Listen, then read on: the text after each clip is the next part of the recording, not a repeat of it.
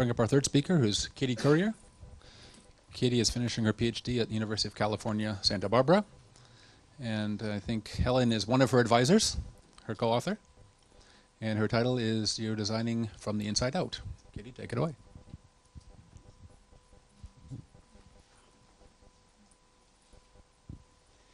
Okay, thank you. That was backwards. Imagine a coral reef. What does it make you think of? If you're a scuba diver, maybe you imagine a beautiful place to go on vacation. If you like to fish, you might imagine a coral reef as teeming with fish. And if you're a container ship captain, a coral reef is a navigation hazard. All of these perspectives, there we go, all of these perspectives are important in coastal and marine spatial planning, which is an environmental management approach that regulates what activities can happen in different areas.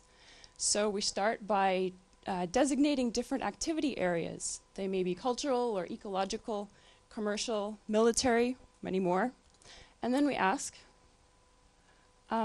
what public goals can be served by these. So there are cultural goals and ecological goals, economic. And the challenge of marine spatial planning is how to design these to maximize some combination of these goals. So if you open any textbook on planning, whether it's marine planning, terrestrial planning, it will present some combination of these steps from defining a problem to implementing a plan. And it will also probably tell you that it's very important to involve stakeholders in the process and the public, but it doesn't exactly say where. And so one question is, whose problems are we defining and whose goals are we serving? And so we propose a method that addresses these first two, defining a problem and setting goals, and we call it geodesigning from the inside out. It's a method that systematically integrates stakeholder perspectives as well as planners' perspectives. So we begin by asking, what are the perspectives we're characterizing? And what are the interests of the people that we're planning for? So imagine a Pacific Islander who needs to feed his family and be economically secure. So then we ask, what are the relevant activities and the functions that support those activities that that person is interested in? So maybe this is a fisherman. He needs to feed his family and he needs to make a living. So from there, we look at the elements and the relations that are needed to serve those functions. So for a fisherman, he needs a boat and he needs a way to get out to where the fish is, unrestricted access. Maybe he needs some infrastructure like a pier to support that and people to help him unload his fish. And so then we extract the geospatial structure from that. We ask, where do these things need to happen in space and what kind of space is required for those? So maybe there needs to be a specific area where he can go fishing and where that will support these activities. The area needs to be close enough for him to get to in the boat, and there are other areas that are needed for the dock and the other infrastructure. And finally, we map the data that's associated with that. And so we ask, what's the spatial footprint of all these different activities? And we put that on a map. And so we can see and arrange these things in spaces where they need to happen.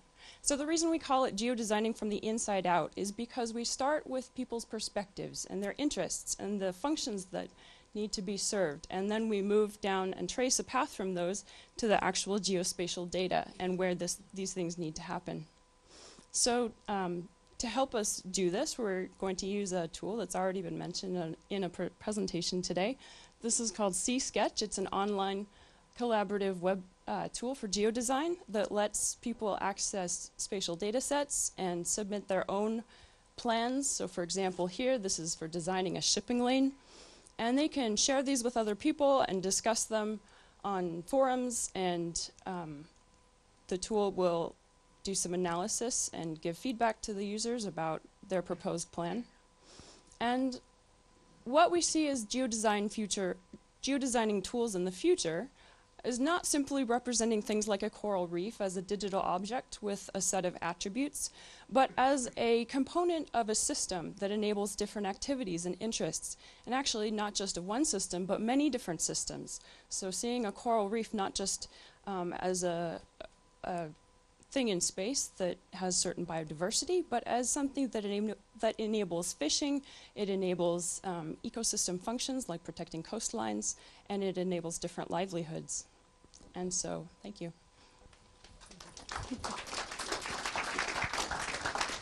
Thank you very much, Kitty, also for keeping to an even shorter time span, which we gave you, 8 minutes. Questions or comments for Kitty?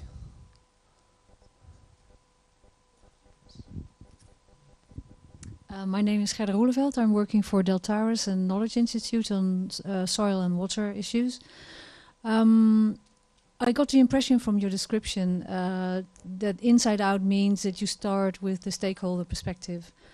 Are you also implying the stakeholders themselves? For example, using the method of group model building. I got the impression that you do the work like building the system yourself. Thank you. Well, so far, this is a theoretical exercise, and so we are developing a method.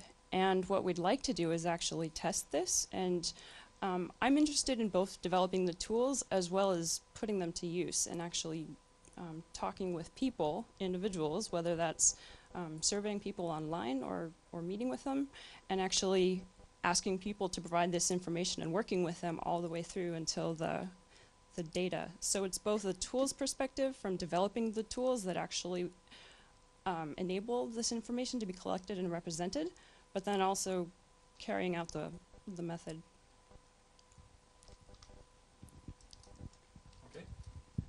Thank you again, and I think we'll bring up our fourth speaker. Thank you, Kitty.